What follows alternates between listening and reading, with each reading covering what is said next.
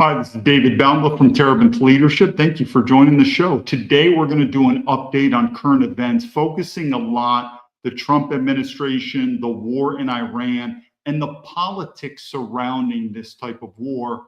Obviously, the same thing that I predicted in the beginning, I haven't changed my mind. It's going to be a total disaster. Very similar what the other wars were. And that's what I'm saying. I've said many times again, I'll say this now. We'll do another video on Donald Trump. People are saying, do you have regrets on Donald Trump and this and that? We'll do more videos on it. But my feeling on Donald Trump is very simple. I would say I'm not like the other Trump former supporters who then say they don't want to back him. And that is, who would I have voted for? Kamala Harris, which is another reason I don't believe in voting anymore. I think it's obviously overrated. But the point is going back to that election, who would you vote for? The Democrats? Other Republicans? No. Donald Trump, like I said, because we had to get on with the episode, but I thought I'd put this out, is he's definitely was very different. But what he promised, and again, back to these wars, we'll show videos. I think as simple as it can be, which could be very similar to other politicians, what he promised, what he preached, he's not following up on. But he was very different than most in terms of nationalism. And at the same time, you may have regrets with Donald Trump. And again, I don't believe that voting is going to be the answer to the future of America. But who else would you have voted for? Still can't think of any candidates, which I keep saying the best is yet to come. So we'll go on today's episode. But like I said, who would you have voted for differently? The Democrats or other Republicans? Not really. I still think Donald Trump, this is what we have, people. This is the best we had. Anyway, this is something else. What I do is sometimes I just don't have the energy to debate or argue with people unless I feel like they are very intellectual and they're making some good points. Otherwise, it's absolute retardation. And so I will block people. Why? Well, let's look at this video right here to kind of show you, remember, and we're going to do a video again. This is about the COVID. We'll do another video about that, but you don't remember these times? Look at this woman here. And again, these are her fellow military veterans. And what did her fellow military veterans say? Comply. And I don't know her story, but good for her and stuff like that. But like I said, just like a good soldier, follow orders. These are the other military veterans. But the point being is just how I said, I just don't have the energy to argue with people. Go back to COVID. Think about it. Think of all those arguments you may have had with people with the vaccine. And you're right, meaning hopefully you didn't get the vaccine or this or that. You would have probably thought, something, I should have saved my energy and time and everything, not even to argue with these people. They're retarded. And so the point is let them get the vaccine, let them do it. The same thing with these other people arguing about the topics that I bring forth, like the government, yes, like the Trump administration, who's definitely off kilter, yes, like about China. We're going to go into it, or even about Israel, which is very sensitive, as we know. Let's go to another topic here, and this is very important. This is where I keep saying, I think we all know this is the libs of TikTok, and we all know the libs of TikTok, if you know them, these people are MAGA hardcore, and MAGA always likes to point out that the problem in America are liberals. What do I think? I think MAGA are liberals. Absolutely. I think they're corporate capitalists. I mean, these people are not nationalists or conservative at all. Do you think I'm wrong? This is the libs from TikTok here. So here we go. So the libs of TikTok wants to say the Democrat frontrunner, this woman, Francisca Hone, so obviously Asian, as you know that, she's been hospitalized and she's psychotic and this and that, and she's trying to point to all these reasons. And what did I say here? Let me bring this back. Hopefully everyone can see this stuff. Yeah, let me bring this up. And I said, you really know how liberal America is when the libs of TikTok, which should be the most conservative, even these people are liberal. They're focusing on this woman's mental health or whatever. What's the obvious? Why would I go? This is going back to the point, the same thing, Vivek Ramaswamy. I've said many times, you can be a non-white person and you may easily add value to America, welcome there. But at the end of the day, why would I want anything other than a European man? And when you say European, yeah, that's white. That's it. We'll do some other topics of these people thinking they're European, meaning a white man. Why would I want anything else than a European man to be the leader of a European country. And if America's not a European country, then that's a pretty good debate right there. But they don't. So the libs of TikTok seeing the absolute obvious, and they don't say that, one, she's a woman. I mean, do you really prefer? Women don't even prefer women to be leaders, let alone men. And then ding, ding, ding, Asian. I mean, do you think you're going to go to these non-Western countries and be the leader of these countries? You think you're going to go to Israel and be the leader of Israel if you're not Jewish? Nothing wrong with that. I think it's smart. But again, and this goes to the Western world. Why would I want anything other than a European man to be the leader of a European country? That's too radicalized for the liberal MAGA.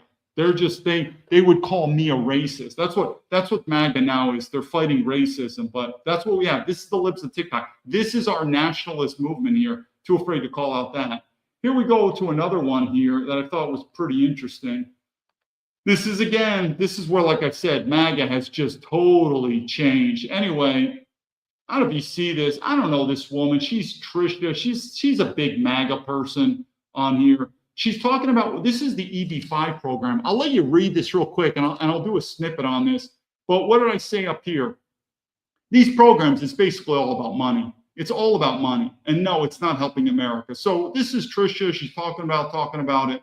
Let me just explain this, because it's not today's episode. I'm very familiar with the EB-5 program and I did a lot of it. I knew a lot of it when I was in Shanghai and Beijing. The largest consumers or customers of EB-5 are the Chinese. So when Donald Trump came out with his golden card, all he did was take the EB-5 program. He made it more expensive and more direct, meaning direct like a VIP path, whereas if you have the money, you're straight to America with a path towards citizenship. But he didn't invent this on his own. There was a program called EB-5 that's been around for decades. I never even heard about it until I was in China. Because like I said, this program is worldwide, but the Chinese are the biggest consumers because you need at least 500,000 US dollars to be in the EB-5 program. So you got to be kind of rich. And basically, it's Chinese or anyone in the world, non-Americans, buying their way to get American citizenship. It just happens to be the Chinese are the biggest consumers because there's a lot of Chinese and there's also a lot of rich Chinese. Now, of course, the MAGA, and this is, again, this should be an entire video on its own, so we're not going to waste too much time. But this is the difference between nationalism and you could say MAGA, which is very similar to the Democrats. The Democrats, which I get it, that these people are weird and they're weird, but even if you look at MAGA, these people are all about the money. So when you ask MAGA, what is legal immigration? Think about it. Because MAGA always likes to say they're against illegal immigration, but they're fine with legal immigration. Well, explain it. What's legal immigration? There's a lot of stuff. Like, is everyone legal? No, not everyone's. So what's the criteria? It's basically if you have money. This is why we're a corporation. As long as you have money and you will add economic value, but not to you, not to the regular citizen. This money is going again to the corporations into the US government. As long as you're rich, like Vivek Ramaswamy, they don't, to the MAGA people, they like Vivek Ramaswamy. Why? Because he's rich. But to nationalists, I don't have a problem with Vivek Ramaswamy. He's probably smarter than me, more successful than me. Is he more of a patriot than me for America? Maybe. But at the end of the day, I wouldn't give him a citizenship. Why? For the same reason that India and China would not give you a citizenship if you're a white person. I wouldn't give him a citizenship. But he could stay in America and, if he adds value. But to MAGA, their criteria for legal immigration, for the same thing they like Vivek Ramaswamy, is basically just like a corporation. Can you add economic value to the corporations, not to you, not to the regular American, to the corporations and to the government? If you can do that, come on aboard. That's Trump. That's MAGA. That's the Republicans. And I'm not saying that that's probably very similar to the Democrats too. They're very similar. It's all about the money. What's a nationalist? No, a nationalist is there's a people. These are our people. Again, I'm much more liberal. There's different waves of nationalism. I'm much more liberal with non-Europeans living in the Western world, but not having a citizenship. So yeah, if you can add value, a permanent residency, a long-term visa, but your path to citizenship, it's zero. There is none. Where did I learn that from? Well, I learned it from China. What do I think about them? They've had a civilization for thousands of years. What's another country that does that? Israel. Think I'm wrong? Try to immigrate to Israel as a non-Jew. We're talking ethnic Jew. As a non-ethnic Jew, try to immigrate to Israel and try to get a passport. Very difficult. Is Israel wrong? They're smart. Is China wrong? They're smart. What's wrong with America? Partly we're dumb because most of the American citizens, the testosterone's dropping, the intellects, everyone's jerking off on OnlyFans these days, taking medications and eating GMO foods. But the corporations, the government, they're not dumb. What are they? Greedy. They're greedy. They're globals. They don't care about you. So as long as you have money, welcome aboard. That's MAGA. That's not nationalism. Anyway, let's go to the final thing. I thought this was a pretty interesting comment. I thought I wanted to share it. This is the last thing because we are going to be talking a little about Israel. So this was just a random comment that I got on my, my post. And I have to admit, I want to say this right now, and I want to compare the two groups as best as I can. And this goes with MAGA too. MAGA, they love welcoming Chinese people. I'm just using China's example because I'm a China expert. They love to welcome Chinese to America as long as they're anti-communist, as long as they're rich, as long as they can add to the bottom line, meaning money. What do I think? I've said this many times. Look at my videos. I've said this repeatedly. I don't see my decades of study living in China and studying it. If you ask me what is the difference between the Chinese government and the Chinese people, not that much. 80, 90% exactly the same. But I also make a caveat. That's not an insult, nor it's a compliment. It is what it is. They're not that much different. I want to relate this now to America. And the only reason I make this now is now that I've been on social media, I've realized how bad it is. Where just like I write in the book, I focus on those evil globalists, the corporations, the politicians, the 1%. And I haven't changed my mind on this.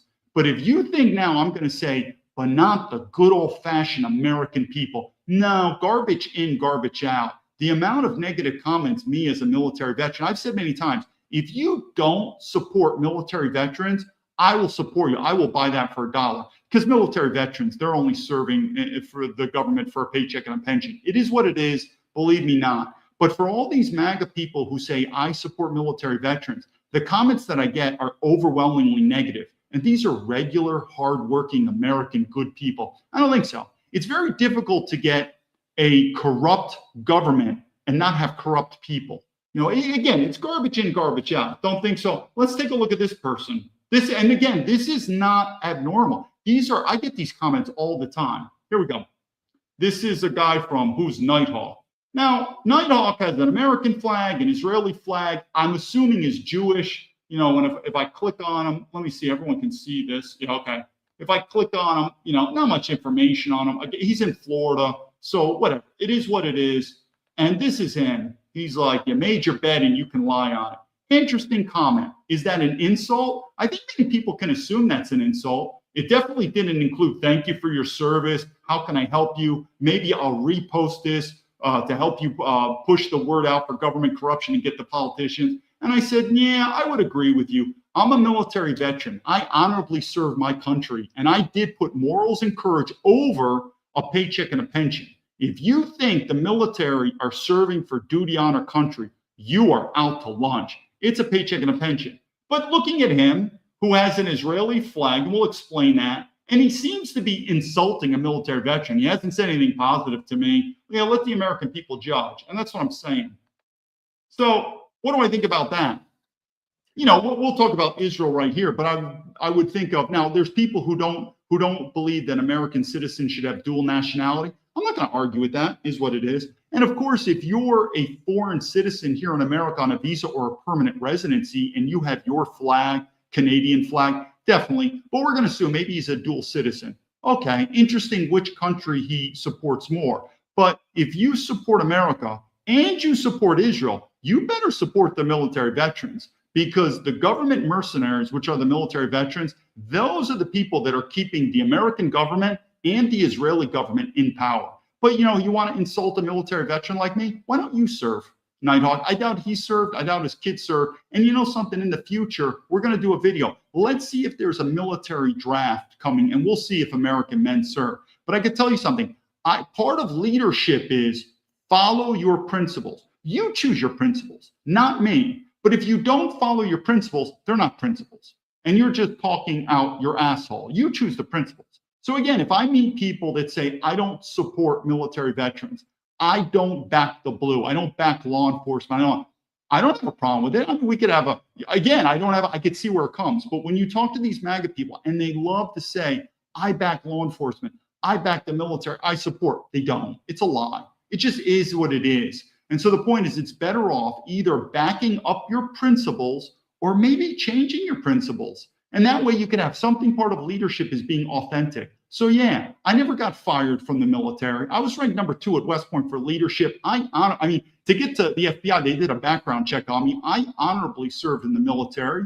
In the FBI, people tried to defame me from the FBI. I never got fired from the FBI. Never got pushed out. Never got threatened for fire. I just did not want to work for the government anymore. I really didn't. I just had it. I still believe the value of public service. I still believe in the value of working for the government. You know, you have to have people who want to serve in the government, police, fire department, military. But our government has gotten so corrupt, it doesn't serve the American people anymore. And so what do I say? I just don't want to serve in the government anymore. If you do, go for it. But if you're going to try to convince the American people that you're doing it for duty, honor, country, if you're an American citizen, you can believe that as much as you believe that the COVID vaccine will save your life. Have fun. Those are government mercenaries. Again, I don't have a problem with mercenaries. We could do another chapter on that about the mercenaries, the history of mercenary warfare.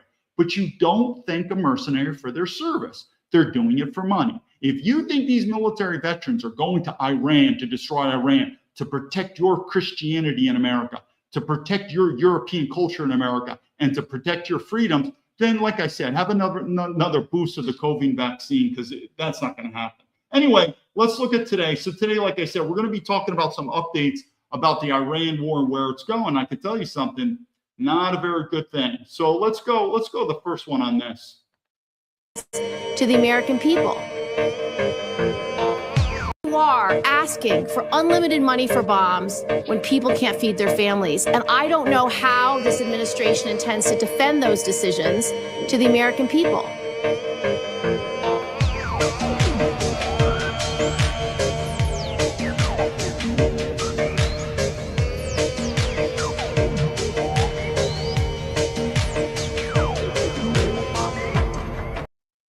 So, you know, we talk about money right now, but it's almost like monopoly money. At the end of the day, until that money bites you as an American citizen, it's all government funny money, but it will. You're seeing, I don't want to do time, but in terms of America bailing out the Japanese yen, basically that was to save the US dollar, because the Japanese were going to sell off their treasury bills, the US treasury bills. But the point is this funny money, the war, like even Donald Trump, most people wanted or realize, just like I do, when I say defund the police or defund the FBI or even defund the CIA and the military, I don't mean all of it. Some people would say absolutely defund all of it. I'm not going to argue with them, but our government is absolutely bloated, and we are going to be taken to the bankruptcy of the bank court sooner or later. But Donald Trump came in there and most of them thought he was going to downsize. You know, big government makes small men. It's time to make small government making big men. And guess what he did? He's blowing this government up, at least from the security industrial complex. I'm telling you, people, sooner or later, it's common sense. It's coming back. I mean, this is why this is not a finance channel, but you don't think I believe in the future high value investment of both blockchain technology, because we're going to go crypto, and gold, hard asset. It's coming. Why? US dollar is going to go down either way. But anyway, what I want to do, I thought this is interesting. Well, let's do this video in terms of the economics of America. But Donald Trump saying he's going to save the economy and these tariffs and he's going to bring back work to America won't happen, people. Won't happen at all.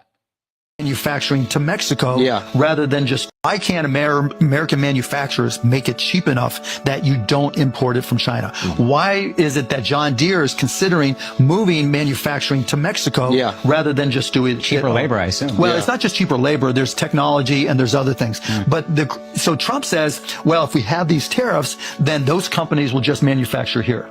But think that through. If you could today manufacture it cheap enough so that you didn't have to import anything, Wouldn't you do it? Can't be doing it already. The problem is that even if you said, you know what, it's made in America, and would Americans pay a little bit of a premium to be able to buy American made? No, they don't. And that's a good point, because we don't really care. The thought of us being a patriotic nation anymore is a joke. Just say we're not patriotic anymore. I'm not patriotic. I just say, am I patriotic to the Patriots? Yes. Who are they? That's a good question. But to America, 350 million diverse Americans filled with these corporations. When you say you love America, what does that mean? You love people. You really love 350 million Americans. I would say to be gracious, 50% of Americans. That's being gracious. I probably could identify with. The other 50%, I have no clue who these people are. So this whole thing of buy American, we don't care. Think about it. Why is China doing so well? Because we're not a patriotic nation. Made in America, made in China, whatever's cheaper. And who did we learn that from? The globalist corporations. For the same reason they closed the factories in America and they open them in China and India. They don't care about you. Follow the money. We're a corporation. You really think workers are loyal to these globalist corporations they're working for? The corporations aren't loyal to you. Why would you be loyal to them? That's how it is in our country, people. It's not going to work. Anyway, let's talk a little about China here from Donald Trump. I thought this is interesting. Iran's about to get 400 rocket launchers. President Xi told you that China would not give or sell Iran any weapons. And there's a new report that Iran's about to get 400 rocket launchers from China going through Pakistan to Iran. Well, that would be surprising. I mean, things like that happen, but that would be surprising. He told me very strongly he wouldn't partake, and he knows I'd be quite disappointed. Yeah, please. And he's coming here, I think, on September 24th. Kind of weak language, don't you think? From the enemy of America, I would be disappointed. Is China helping out Iran? Yup. Are we helping out Ukraine against Russia? Yup. Are we helping out Taiwan? I mean, this is the way it happens all throughout the world. But you're also seeing China's getting stronger. One of the things, though, that I keep saying is why America is going to collapse is we continue to use our taxpayer monies on building this bigger and bigger military machine. It's too big. Now, it is true, China is spending more and more on their military defense. Not even close to America, though. What if we use more of this taxpayer money on more of the infrastructure, education, healthcare? We want to continue like the Roman Empire to go forward. We'll see where that goes. It's going to break the bank. But the people that are going to make money off these wars, and there will be, it's not going to be you, meaning the regular American citizen. Your taxes are going to go up and your US dollar is going to go down. But Trump and his family and the corporations and the military industrial complex, they're going to make a lot of money. And for what? For what type of freedoms are we fighting for? For this? This is similar to what happened to me. Is this the America we want? American with a felony that could put him in jail for up to. An American citizen wiped his phone clean at the border when immigration tried to search it. And now the federal government is charging that American with a felony that could put him in jail for up to 5 years. This is absolutely true. Federal prosecutors have charged Samuel Tunick, a U.S. citizen, after customs officers entered a passcode he provided and his Google Pixel allegedly erased all of its data. Tunick was returning from the DR through Atlanta. His phone reportedly ran a type of self-destruct software which allows users to create a separate duress credential that wipes the device instead of unlocking it. Tunick was indicted under 18 U.S. 2232A, a law that's barely ever used. It prohibits the destruction or removal of property to prevent a lawful government seizure. Now, the prosecution's theory is that the phone was merely the container. The digital data was the property, and Tunick knowingly caused that property to be destroyed while the officers were trying to seize it. The government doesn't have to prove that the phone contained anything illegal. The wiping of the phone is the crime. Now, Tunick's lawyers argue that the detention and seizure were completely unlawful. He was targeted because of his political activism. He was not given his Miranda warnings and certainly wasn't given access to an attorney. Now, what everyone has to understand is that CBP updated their rules for phone searches in early 2026. And the new rule says CBP can refer any traveler, including a U.S. citizen, to secondary inspection without any suspicion. A basic manual phone search can be conducted without a warrant, without probable cause, without suspicion. Under current CBP policy, an advanced forensic search requires reasonable suspicion or a national security concern plus supervisory approval. But in Atlanta, there's special rules, and there's binding precedent from the 11th Circuit that says the Constitution itself does not require suspicion even for a forensic border search. And that's why the government can take your phone, especially in Atlanta, hook up wires and download stuff. Now, if a citizen does not unlock the phone, CBP, under the new rules, can detain the device, delay your inspection, but because you're a citizen, you have to be allowed into the United States. Now, for Tunic, the critical issue is intent. Installing software or duress passcode is not illegal. Ordinary deletion for privacy is also not illegal. So if he deleted the phone well before he got on the plane and then entered the customs area, what did he do wrong? Nothing. But the statute expressly covers conduct before, during, or after a search. So if you know a search is about to happen, you now can't delete your phone. Now, Tunic has been charged but not convicted. Government still has to prove the seizure was lawful and that he intended to defeat it. Let me know what you think in the. So again, part of leadership is you allow leaders to lead and you allow lawyers to litigate. In America, you have lawyers being our leaders, hence all the politicians. So this is from a leadership standpoint. And that same thing happened to me. So the first part is we're only looking at this. This is, again, my leadership take on it, because this system's not going to work. Meaning, like I said, we're going to Iran. We're fighting all these wars. How's your freedom in America? So we're going to destroy Iran, take out their nuclear capabilities, whatever, do a regime change, and then we're going to get the freedom we want in America. Really? You think so? So the first thing in this case, we're only looking at U.S. citizens. If you're a foreign national, it doesn't count. It's another issue. U.S. citizens. Now, this happened to me. They can. It's what's called the border exception rule. It's unconstitutional as can be. Why? Because you look at it from leadership. But if you look at it from legal standpoint, again, you have some lawyers say it's constitutional, others lawyers that say it's unconstitutional. Guess what? You don't trust lawyers. It's not their job for leadership. But here's the deal. If you go into border and entry, you don't give up your password to it. This is what happened to me. They will seize that device. And through the FBI, they will eventually break in. I just gave them my password because I knew it. Because if I did not give them my password to my technical devices, they would seize it. I mean, you might not get it back for months and you might not get it back for a year, but they will get into it and they will seize it. Now, we have something called the Fourth Amendment, probable cause. They don't need it. They don't need it. And that's why it's unconstitutional. But here's the point. Most people in America never serve in the military. If you think this is okay to do unlawfuls, that's what it's unconstitutional, but you're going to say it's constitutional. Searches and seizures of U.S. citizens' device, these are very intrusive, meaning before 50 years ago, they might go in your bag, look at some papers. Do you know how much information, private information you're carrying on your computer and your phone? Now, again, if there's probable cause, evidence of some type of crime, now we're in the Fourth Amendment. They don't need it. All they need to do, this is me, they have no evidence on my case. And to this day, I'm telling to the American people, where's the evidence? You know why they're not coming forward? That's how the government works. It's called a cover-up. So again, you're coming through border, whether it's in Mexico or an international airport like I did Chicago, the FBI, the Customs and Border Patrol, all they have to do is, let's go in it. And that's it. It's unconstitutional. But like I said, if anyone thinks that's fine, then you sign up for the military when the draft comes and you go do this. Because here's another thing, too, when I said about the Iran war. Not only are we fighting this war, are we going to get our freedoms back? Are we going to get our Christianity back? Is that what's going to happen? We're going to destroy Iran, and then America is going to become more of a Christian nation? Well, really?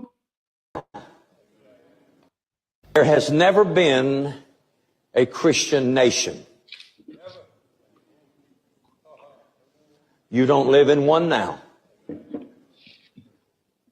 We had godly people get on boats and come over here so they could worship. Godly people.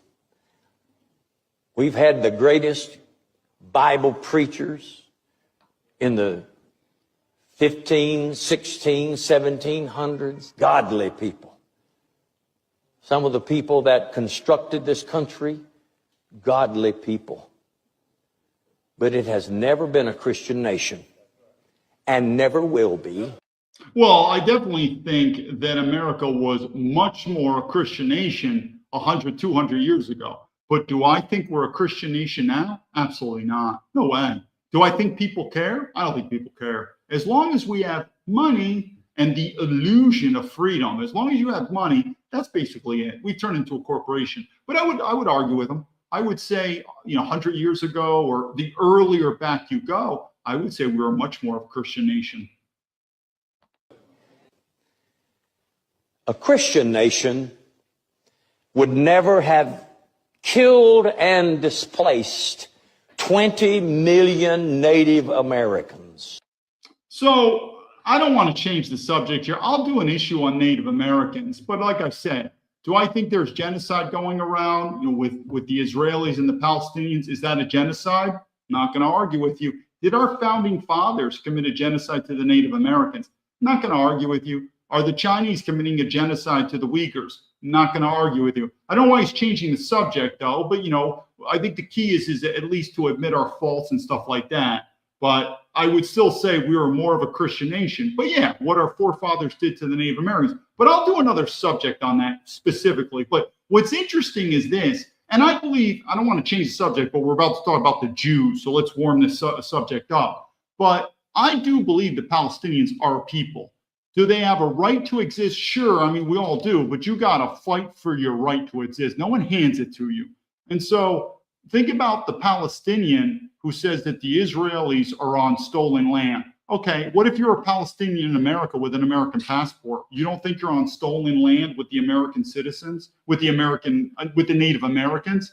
Probably so. I think it's sad, but I think at the end of the day, if you said what land belongs to what people, unfortunately, human nature is who's ever willing to fight and die for it. Does America belong to the Native Americans? I don't know who belonged it to it before. That doesn't condone genocide. And I've always said this. I still believe the Native Americans should get a piece of America to have their own country. We have 50 states. I would not have a problem giving them one state. I do believe the Palestinians are a people, and I believe they should have their land of their own. How big? Where is it? I don't know. They're going to have to decide, and they're also going to have to fight for it. But unfortunately, people taking over land, just like the Jews. Did the Jews deserve to have Israel? Well, they're going to have to fight for it. My biggest issue is why does the American government, meaning you, the American taxpayer, why do we have to fund it with our military? But what's happening there, it's similar. What land belongs to what land with Russia and Ukraine? I don't know. Who's ever willing to fight and die? Taiwan. Does Taiwan belong to China, or is Taiwan an independent nation? Who's ever willing to fight and die for it? That's at the end of the story. So if you start saying this land belongs to this people, this land belongs, these lands have changed for centuries and centuries and thousands of years. Whoever is willing to fight and die and put their flag up, I'm not saying that's the morally right way, but it's the sad way of human nature. But I do agree. Was there a form of genocide committed by our founding fathers to the Native Americans? I'm not going to necessarily argue with that. Who are still left out and living in poverty. A Christian nation would never have thought that owning slaves was pleasing to God, or that it lined up with Scripture in any way, shape. As you can see, sometimes I don't watch these whole videos. I'm not sure where he's going on this. I guess maybe the white man were really bad. I don't know. Then I would look at him and say, then maybe you should leave America and go to a Christian nation. So I get it. There's definitely things that our founding fathers did that I would consider wrong. No one's perfect. And I do think, I don't want to change the subject, but I think there's also a difference in genocide, that if you have an intent where you want to wipe out a certain race of people, that's pretty evil. That's what I consider to be genocide. But if you just want the land and the people, and I get it, they don't want to leave. They're willing to fight to the death to keep their land. So you go to war and you end up killing them. But your intent really isn't to kill them. You just want the land. Is it still bad? Yup. Is it different? Yeah. So I think our founding fathers, they didn't want to kill the Native Americans. They wanted the land. But in so, they told the Native Americans, if you don't give up the land, we're going to kill all of you. It's a brutal world out there. But would I still consider that a form of genocide? Yeah, I mean, I'm not going to argue with you at all on that. But to the Native Americans, I think it's a lesson to other countries in the world, to include Western countries. You better be secure with your country, your land. In fact, now you look at other countries into looking at America, that if you are not secure in your land. Look at Iran. Maybe America is going to come there and take it away from you. So to the Palestinians, hey, if you want your right to exist, the sad truth of human existence, you got to fight for it. You got to fight for it.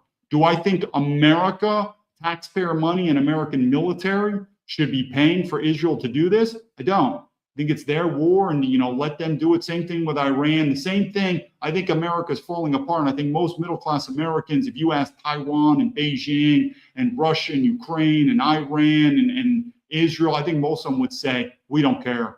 Just stay out of it. And best of luck, and let the winners win and the losers lose. That's not saying that the winners are morally righteous, but the sad fact with human nature is sometimes might makes right. To include, I look at America. I don't look at America anymore as a righteous country. It's a powerful country, very powerful. And I think many people, they look at the end of the day, who's got the money, who's got the gold, and who's got the guns. That's power.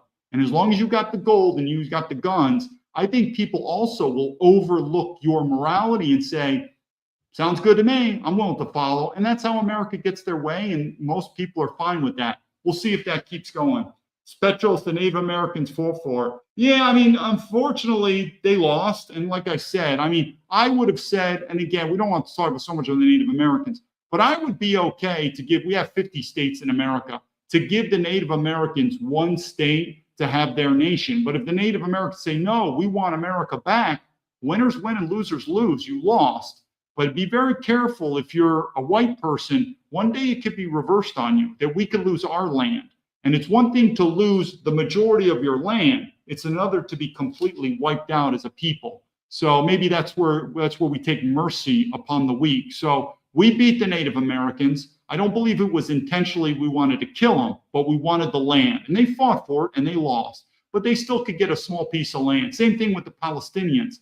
I still believe they are people and they should deserve a piece of land. But at the end of the day, they're going to have to fight for it and figure out where, what, and how that's going to happen. But I've said many times, I think the regular American citizen, if you said, do you support Israel or do you support Palestine? I think they'd say neither. I think they'd say neither. I could care less. I got problems paying for my kid, that there's a mortgage. I got a lot of problems in America. I just want to stay out of it, meaning my taxpayer money. And whatever, let the best man win. I think that's how a lot of Americans are, meaning the ship is sinking in America and it's time to worry about our own. Anyway, he says, give him Colorado. Yeah, I'm to the point. I believe America is going to split anyway. But to the Native Americans, yeah, give them a state, give them one state. But at the end of the day, you lost, we won, sorry. But we're still going to give you a piece of land, unlike these Indian reservations. I could talk about them. But anyway, I think that's enough. Let's go in terms of, let me see this video right here. $5 billion each year. All right. This is, again, talking about the money that we're spending on these wars. Over 2 million soldiers fought in Iraq and Afghanistan. It costs the American taxpayer $4.5 billion each year just to pay the air conditioning bills for those wars. And that's what war is really about. War is an economy. Anybody who tells you otherwise is either in on it or stupid.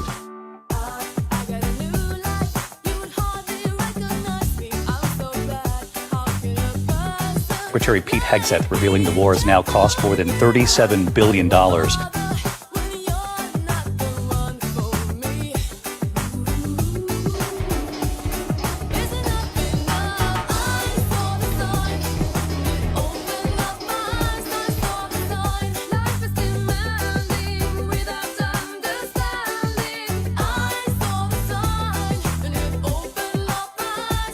I agree with the ICC.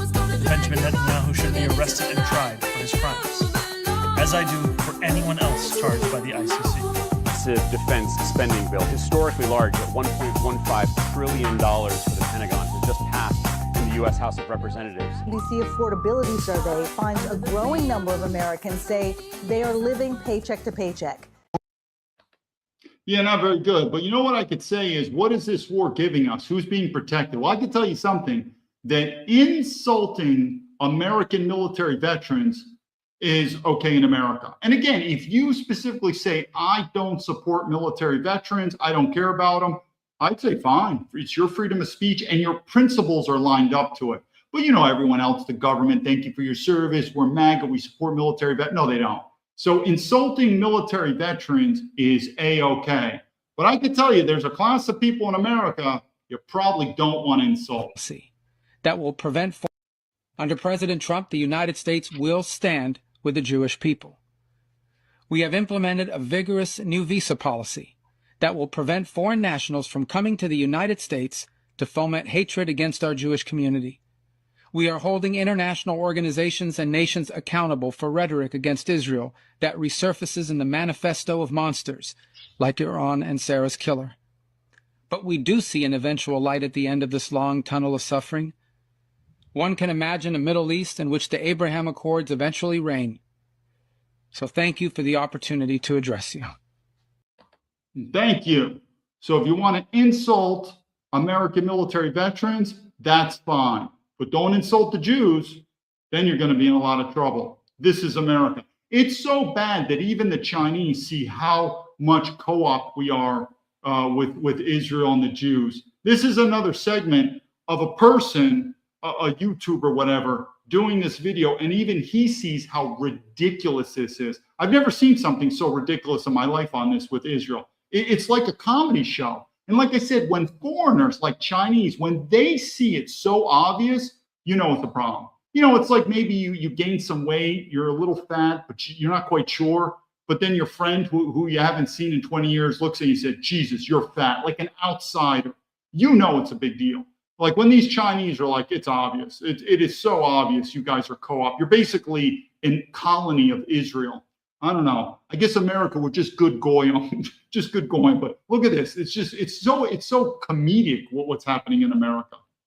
Donnie. I would stay in New York City. My first visit, I would visit the Holy Land. Mr. Cuomo? I would go to Israel. Mr. Tilson, where would you go? Yeah, I'd make my 4th trip to Israel, followed by my 5th trip to Ukraine, 2 of our greatest allies. Mr. Mamdani. I would stay in New York City. My plans are to address New Yorkers across. Now, I'm not saying I'm a Mamdani fan. What did I just say? The leader of a European country, I want a white man.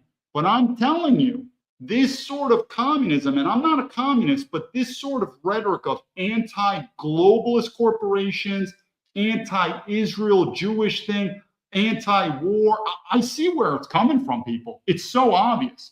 Most Americans are fomenting hatred. We'll finish the clip for these rich, traitorous politicians. Yeah, to include MAGA too. The Democrats and MAGA. To these rich and traitorous globalist American corporations, and to this absolute fiefdom that we're just subservient to this country called it. It's so obvious. Now, if you want to have that, it's okay. If you say, hey, I believe the Goyim should serve the Jews, I'm not going to necessarily argue with you, but like I said, leadership is you choose your principles and you stand with them. If that's what you want, then okay. But we don't say that. But like I said, the Chinese see this so obvious.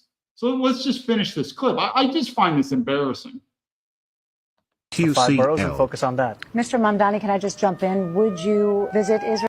Look, they're still pushing Mamdani. In some ways, I'm actually happy. The reason why I'm happy Mamdani won, it's the same reason that when I wrote Senator Chuck Grassley, because the number one U.S. citizens when I was in the FBI, because the war on terror, it was, again, they were obviously spying on non-U.S. citizen Muslims, not worried about them, but U.S. citizens who were Muslims. It's not like I'm protecting Muslims, but they were U.S. citizens, and today it's Muslims, tomorrow it's Christians. The reason why I like Mamdani, it's not because I don't even know what his race is. He looks like an Arab. I don't know why. He doesn't look like a European, okay? So he's not a European man. He sounds like, I don't think he's Christian. I don't know what he is. I don't follow these politics, but it's easy to see what this guy is. But you don't think he's pushing up against the system a little bit? And what is this system?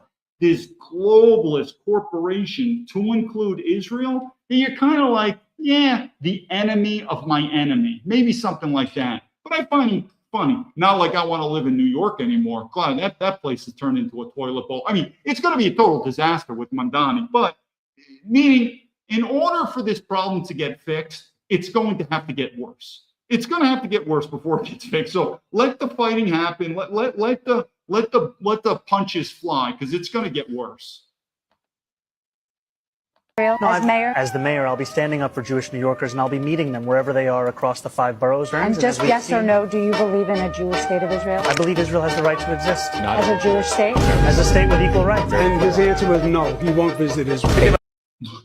If these politicians could spend just a little bit of that effort, that devotion to military veterans, and trust me, we military veterans need to police our own ranks. Because I said, 50% of military veterans are serving for a paycheck and a pension, not for duty on a country. I get you. To include law enforcement, the FBI, the CIA, a lot of it needs to be defunded. I get that. But just imagine, but at least common sense, I'm an American politician. I get my salary from American citizens. Should I honor military veterans or active duty military veterans more, or a foreign country? It doesn't matter necessarily it's Israel. Even if they said Canada, technically the 51st state of America, but even if they said Canada, it doesn't make any sense. Like, where did Canada or UK or Germany come into this equation? Same thing, like, where is this coming in? These are American politicians who are collecting a paycheck from American taxpayers, and they have an obligation to serve Americans. Where the fuck is this country, Israel? And I'd say it. If they would just have that much devotion toward military veterans, which they don't. But like I said, I think about the COVID vaccine. What if someone said, you're wrong, man. I'm going to get these vaccines. I'm going to get these boosters, and you're crazy. You're going to die, and I'm going to boost I'm going to boost my kids. I'm going to boost my whole family. What do you do sometimes? Let them do it. I don't know. Survival of the fittest. Maybe you'll even allow. I'm trying to think of the German phrase. The Germans call it Reinigung, the cleansing. Maybe it needs to be cleansed out. Maybe the Americans want to be good goyim. Okay, then I guess let the Americans be good goyim and let the Jews rule over them. I guess so. Have it. Like, what do you do? Sometimes you can't convince it. But I have to admit, Mandami, not a fan of his, but I kind of like him just because he's pushing up against the system, because it's not going to work. This thing's going to go down. Anyway, we'll just finish this up. Who gives a f about visiting Israel like it's some form of gotcha? First visit, who gives a shit? Yo, I would go to Montreal, Quebec to get a poutine. Yeah, you see the commenter at the end. That's how the Chinese are. Because like I said, when I look at them, I said, you see it too? You see this Israel relationship with America? They look at me like, it's obvious. It's so obvious. That's when you know, oh, it is obvious. I told you. And that's where America, like everything changes. When I was in the FBI, the relationship with the Israeli, it's called the Shin Bet, is the FBI, and the Mossad is their version of the CIA. It was very ambiguous. No one would really say it, but they weren't our ally, but you are definitely not saying they're our enemy. It was just a very ambiguous relationship. But remember, I was in the FBI in 2004, so, about 20 years ago. I think now, though, and this is also the good and the bad of the internet. A lot of information is coming out, and sooner or later, empires are going to show their cards. You're just going to see it, meaning when there's direct action like wars and finances, it's going to be public information. That I think now the American public, or at least an educated American citizen who watches the news, I think right now they should. I mean, the Chinese can do this. I mean, if the Chinese can do this, these people don't even speak English here. They're watching the dubbed in Chinese news programs. I do think, though, it has changed since 2004 to where now the common American citizen is scratching their head and saying, do we have an unhealthy relationship with Israel? And when I say unhealthy, that means it's like a friendship where one friend takes more than they give, like an imbalance, like, sort of like a parasitic relationship. Do I think more Americans well, MAGA's not, though. This is where the MAGA is pro. Sometimes I wonder if MAGA is America first or Israel first. Now, again, if you're Israel first and you think Israel should come before America and you think America should be an Israeli colony, I'm not going to argue with you, but say it. Say that's what you want and those are your principles. But that's pretty much, it seems to be obvious. Spotlight, I see your comment on Nick Fuentes. I'll get to that. We just have 2 quick videos and then we'll go. Here we go. The next one. Dealing with inflation. CBS. Today marks 100 days until Americans go to the polls to elect a new Congress. President Trump was voted into office in 2024 in part because he promised to improve the economy. Well, our new poll finds nearly 2/3 of Americans disapprove of the handling of the economy, and more than 70% surveyed say they don't like how the president is dealing with inflation. CBS's Olivia Gazis is at the White House with more on the polling. Olivia. Good evening, Jerika. That poll also found that nearly 80% of Americans believe the administration is not focusing enough on lowering prices, a political liability with the midterms fast approaching. I don't think anyone else sees a better plan. Administration officials are acknowledging the complexities of the Iran war as the conflict President Trump once said would last just 4 to 6 weeks nears its 6th month. Yes, it's been difficult, but I, for one, am quite thankful that he is taking the difficult right to do the thing that I think historians will look back on and say was the absolute right thing to do. But a new CBS News poll shows a majority of Americans still favor ending the war now, rather than pushing Iran to give up more. And 63% say the war is going badly for the United States, giving Democrats ammunition. Let's stop the devastation to our economy, which is raising gas prices, prices all across the board. That's what we've got to do. Sit down, negotiate. Let's end this war. Just cut the losses where they are. Yes. That would be a huge, huge mistake. While most Republicans say stick to the mission. I don't think we ought to just cut and run. If we can stand.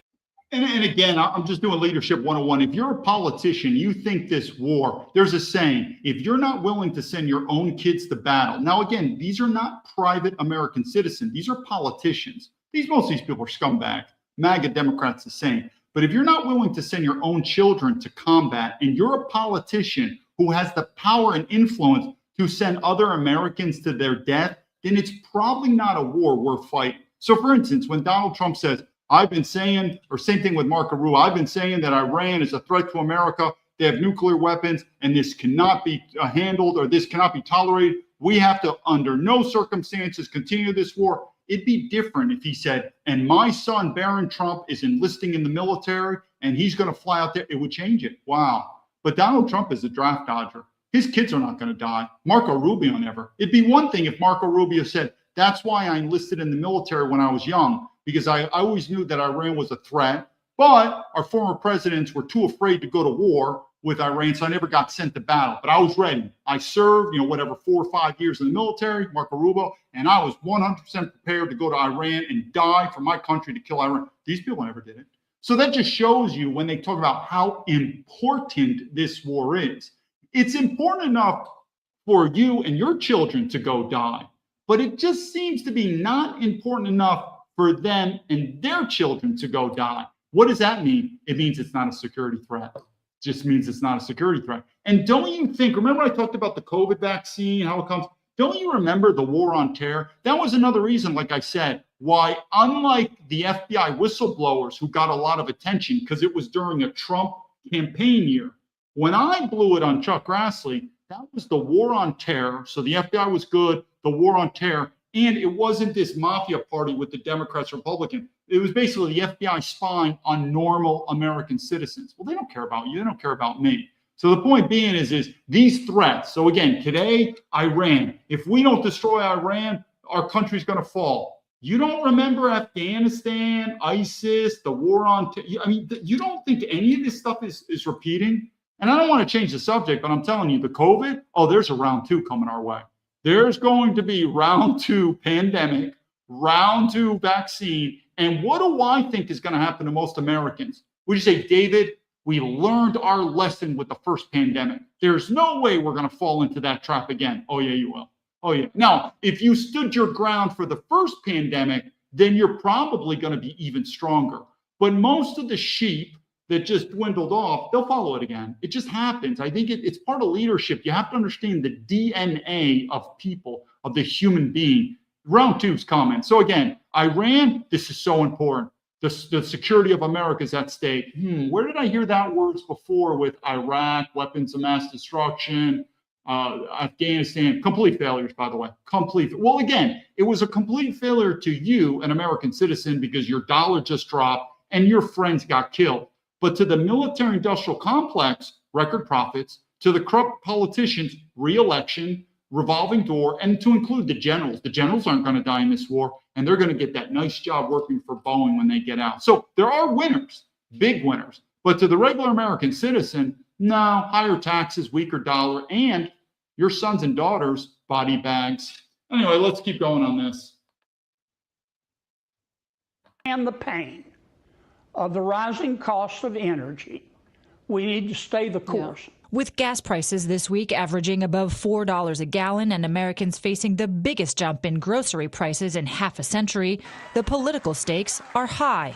In 100 days, you can vote for an America that puts an end to Donald Trump's reckless war of choice in Iran. But on Iran, Americans say they aren't seeing clear answers from either party, and most expect the conflict to drag on for months or even years.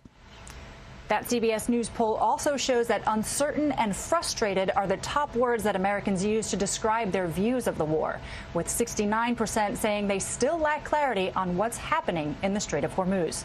Jerika? Olivia Ghazi's at the... Okay, we're going to do one video and then I'm going to comment on Nick Fuentes and everything like that. Here's the thing, what I keep saying about America is going toward collapse. It could quite possibly go to revolution and maybe civil war. Sounds strange? Let's see where this goes. But here's the litmus test I keep saying. And this is coming from a West Point grad that, again, my background is in the military. What is the litmus test that shows why America is falling? It's called the military draft. I hope that Trump does not do the typical taco move, which is horrible leadership. Because, you know, this art of the deal, let's see, remember, this guy never served in the military, but I hope he does a full ground invasion to Iran. I believe if he does, a possibility of a U.S. draft, a military draft is going to come. And that's the key element I keep saying, why America is collapsing. Why America, that when people push back and say, David, guys like you come around always every year or so, America's doom and gloom, America's doing bad. But it's all false and we get better and better and better. Okay, let's just talk about one thing. It's called the military draft. If you are a nation and you cannot muster soldiers, men, to fight and die for a nation, which we did before, Vietnam, Korea, World War II, all these wars, we did it before. Normal countries are able to do that. Why? It's called patriotism. I don't think we could be able to do it anymore. Don't think so. And if we can't do that, that is a clear sign that America is going to collapse. I've said this many times. I grew up during the Vietnam era, meaning the father figures were Vietnam vets. And I did make fun and belittle the draft dodgers who escaped to Canada.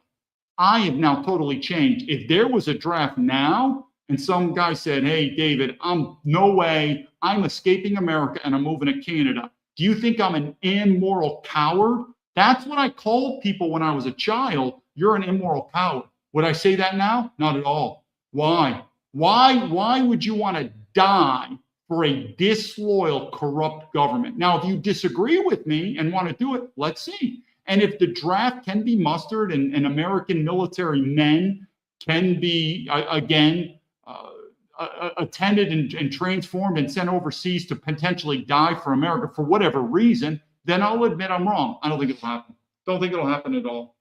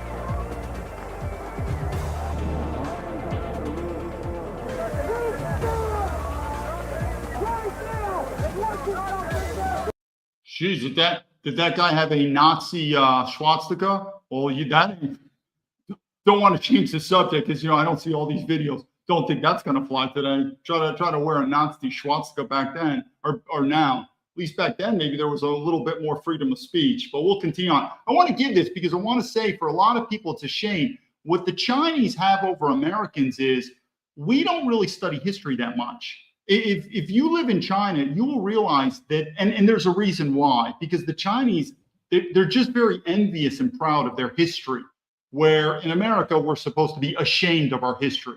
But besides that, from a strategic standpoint, study history. But look at this time in America, and you realize we've changed so much. There is no way in hell we're going to do a military draft now. Women are allowed, transsexuals, men, it's just not. Patriotism for what? For the corporations, not going to be. We'll keep going. But think about those men who served, even though these wars were still, you could say, retarded, Vietnam, but they did. They were either voluntarily drafted or maybe involuntary, but they served. It's amazing what they did. These are our military veterans. This won't happen now. Won't even. And again, I don't blame them.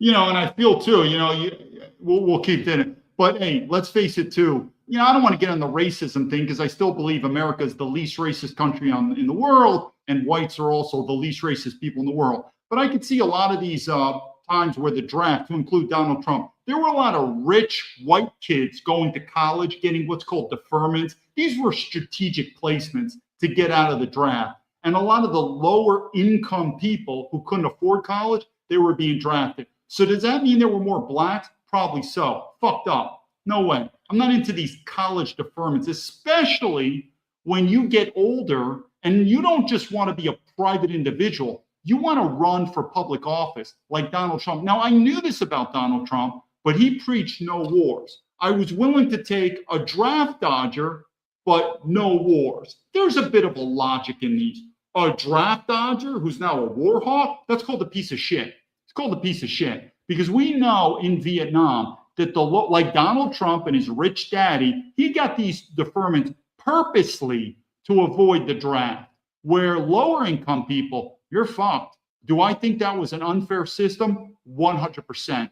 100%. So, but I see maybe these low income, I see these blacks that were drafted and they saw these rich white kids who went to college. I made it known. My father and my uncle made it known. They were never drafted to Vietnam. They volunteered. All the way back to the Civil War, my family, I'm probably the last of the fucking line. My military lineage ends with me. There's no way I would have many of my kids serving in the American military anymore. But I looked at Vietnam. I do think there was easily correlated rich, and then we'll say white kids. Now, again, if they go on to be private individuals, it's still wrong, but it's still wrong. But then these people get deferments, and now there are politicians or the commander-in-chief like Donald Trump, who now thinks it's a great idea to invade and bomb other countries and to send your kids in there. No way.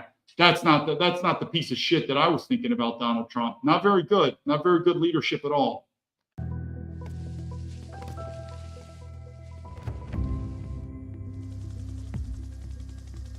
Okay, good. So they mentioned some of this stuff. Yeah, this was wrong. This was absolutely wrong.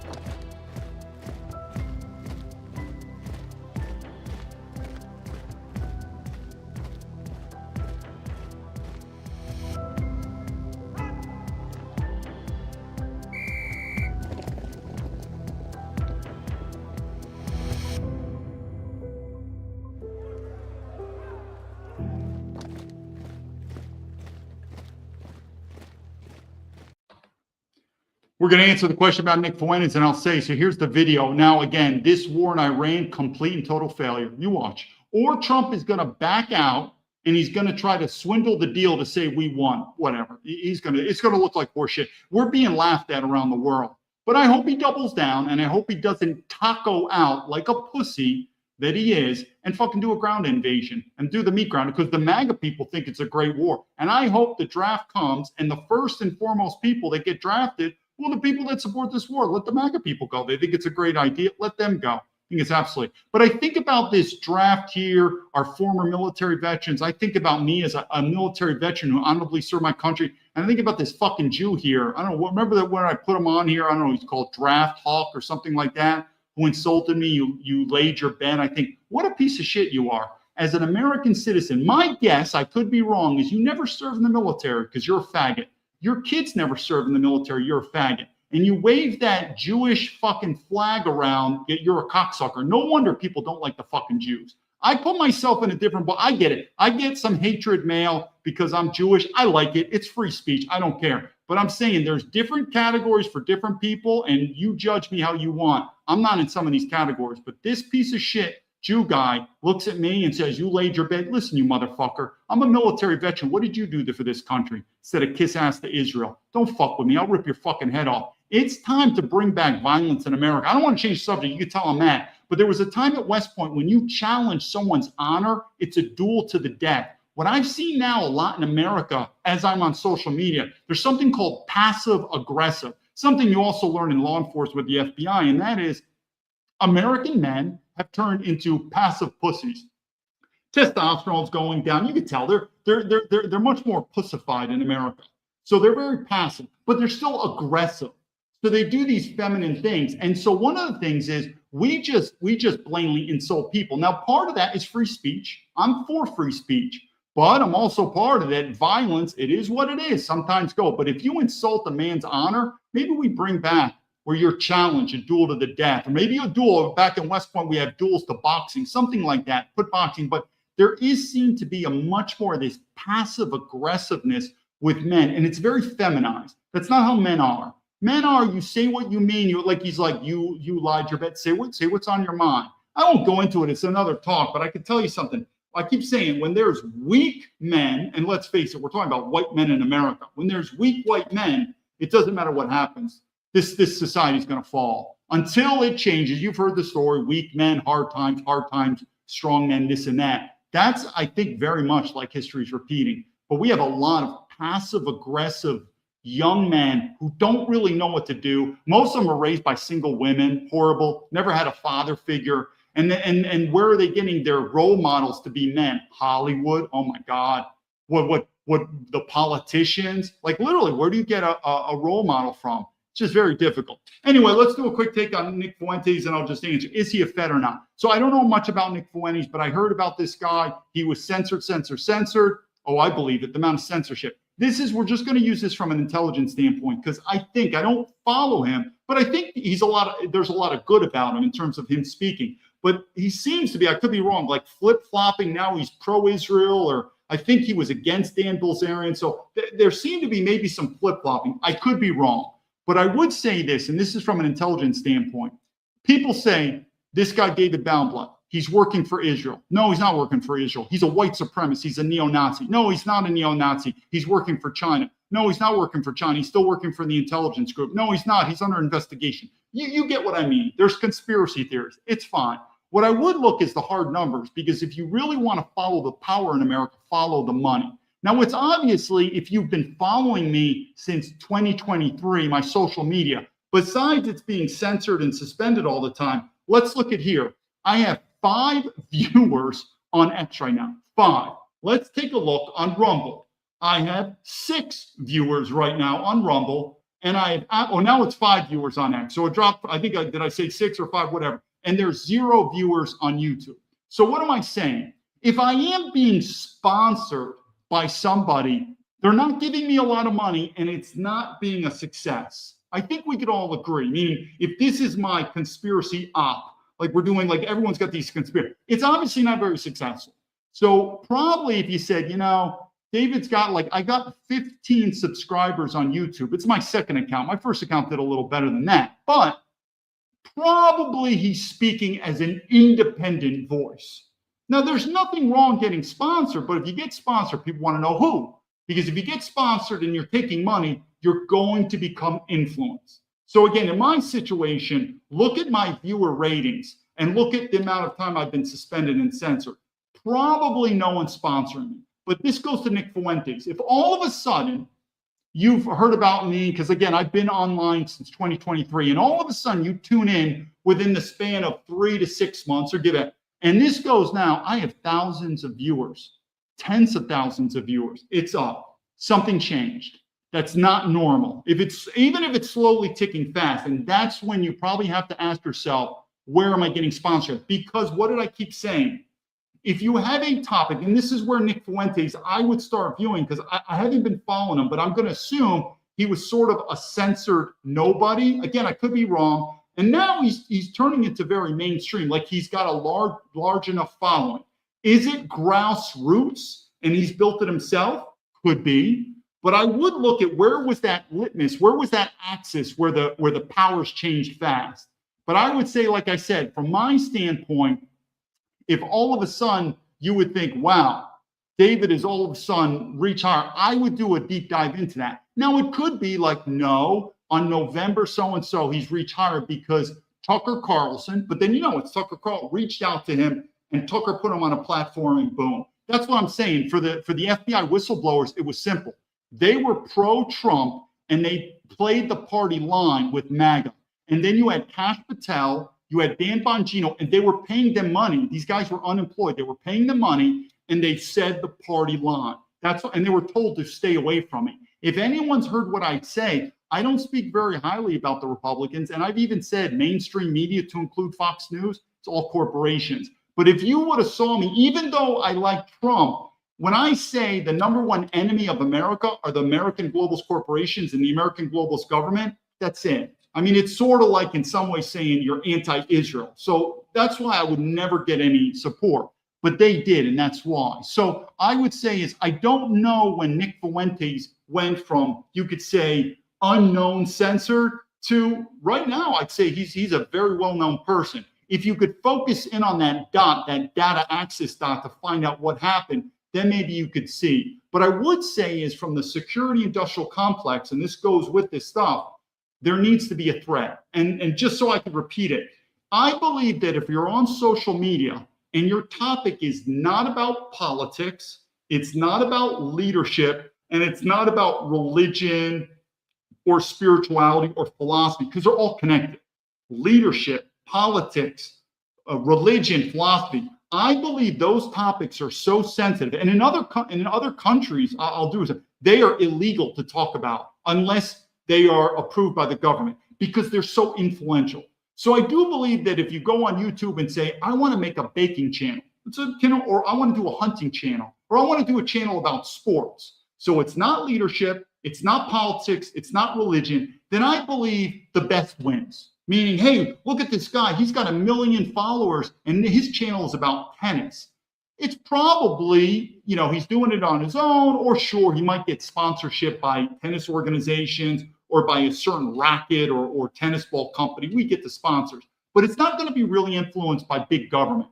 But if you get into these topics like I am, where you're talking leadership, you're talking religion, you're talking politics, I generally think unless you pass through the gatekeepers, you're not going to go anywhere on this. So what do I think on Nick Fuentes? I don't know. So I can admit I'm wrong if I'm wrong. But I would go back and say, when was the time that he rocketed and what happened?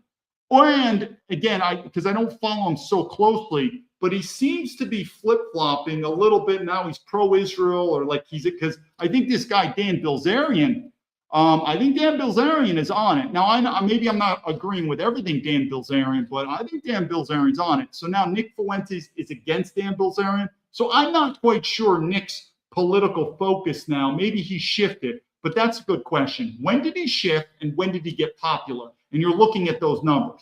From me, like I said, when people have conspiracy theories that I'm being funded or supported, are you serious? Do you realize that I have like single digit viewers. It's just not happening. But if the day happens where I do have a lot, then it is. Then it's like, what did this guy David do? Who paid him off? Who is he working for?